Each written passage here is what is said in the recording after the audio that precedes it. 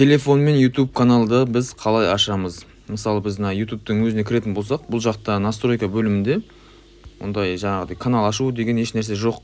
Ондай кезде біз не істейміз? Телефонмен қалай ашамыз? Ол кезде бізге интернет керек. Яғни Google-ға немесе қандай интернет желісі бар, соған кіріңіздер да YouTube деп жазыңыздар.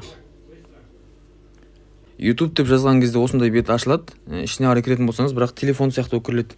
Бізге ноутбукпен кірген сияқты кіру керек. Ол үшін біз астың жағында 3 точканы басамыз. Кейбіреулерде жоғары жағында үлкен А және де кішкентай А болып тұрады. Мінекей астың жағын жылжытамыз да версия для ПК деп тұр. Мінекей тура ноутбукпен кірген сияқты, компьютермен кірген сияқты. YouTube-қа кіреміз. Мінекей ашылды.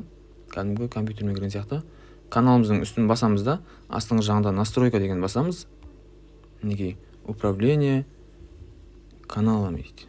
Осыны басасыздар да ары қарай канал ашып кете бересіздер. Мінекей мына Gmail-да негізі 3 канал ашылған. Тағы да канал ашу үшін создать дейміз да. Каналымыздың атын жазамыз, жаңағыдай описаниясын толтырамыз, барлығын жасай береміз. Мінекей осылай, ешқандай да қиын емес.